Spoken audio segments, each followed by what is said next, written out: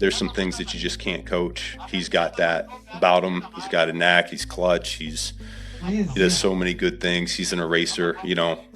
For me, he's John Elway from my generation. He's very athletic, he's very nimble, he's very able to get away from anything you bring to him. Every era has a quarterback who changes the conversation, not because of hype, but because of how the game looks when the ball is in his hands. Caleb Williams doesn't just play quarterback. He bends the pocket, sees lanes before they open, and turns pressure into opportunity. Tonight, we're not listening to analysts. We're listening to the men who know the position, who felt the speed, the hits, the moments. NFL players on what makes Caleb Williams different. There's some things that you just can't coach. He's got that about him. He's got a knack. He's clutch. He does so many good things. He's an eraser, you know. I have plenty of bad calls each and every week, and he helps make it right for me. And you know, I know he's feeling it because, you know, we didn't win and have some turnovers mixed in there, and you know, he's feeling it. But he's one of those guys I'm talking about. We'll remember this feeling, you know, and he's going to be stronger for it. Fun to watch. What do you love about it? He's just, you know, I think the only people that hold the ball more than Jalen Hurts is the kid in Minnesota, JJ, and him. Caleb is because he's running all over the place. Usually you say with a quarterback, particularly a mobile quarterback, make him go to his left. He's as comfortable rolling to his left, flipping his hips. Komet? Yes. That deep post. You know what he is? For me, he's John Elway from my generation. You don't care, you don't have experience. You just say, hey, this is our year. This is what we believe. We're going to go win this game. And that's what Caleb Williams did. And now we look at him as, man, this guy shows up in the postseason. No. They've played at the highest level. They know how rare greatness really is. When they talk about Caleb Williams, this is what stands out. Made the greatest comeback in Chicago Bear history. I told you. That's that special thing he has, Caleb. He waits for the game to get behind so he can play free and not worry and let the ball go because he doesn't have anything to lose, and throw some pretty tight passes in the tight spots and somehow made enough plays to win the game. And that's how I knew Caleb Williams would win the second one, because even though I don't think he's as fully developed as a Jordan Love, he has that last thing first. And that's usually the thing you get last, playing big late. And that's something great. If you have that, you're ahead of the game. In Chicago, head of the game. What a game, what a call. He's gotten so much better over the course of the season.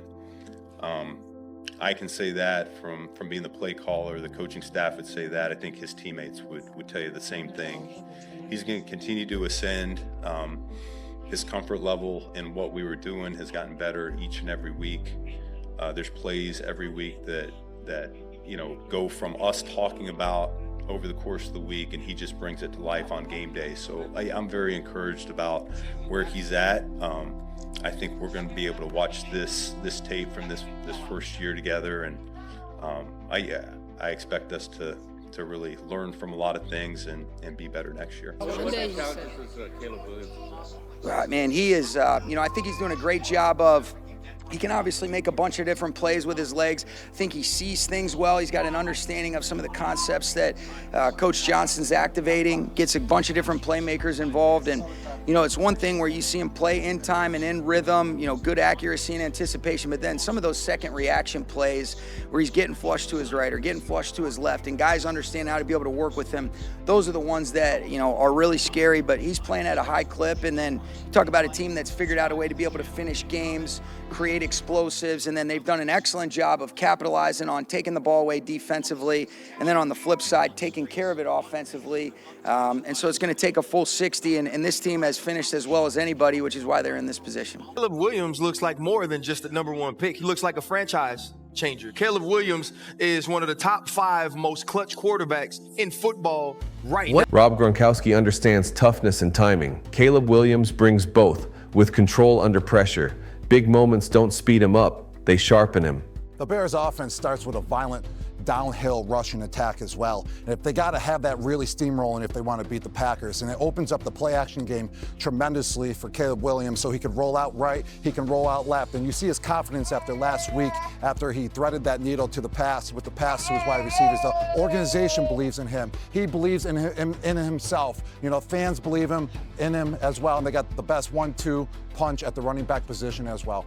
What do you make of this Bears team? Can they make a run for a Super Bowl? Surprised. I actually am. I thought the Chicago Bears would probably win 8 games this year. Did you say win the Super Bowl? What was your question? Can they win a Super Bowl? Can they win the Super Bowl? I don't know about all of that, but they are one of the hottest teams, right? They're one of those dark horses. I love that guy right there. Always believed in that guy. I was flying back from snowboarding in Vail a couple days ago, and then I turned around and there was this couple from Chicago, and her husband was like, "Hey, do you think Caleb is a franchise quarterback?" Shut up. What do you mean is he a franchise quarterback?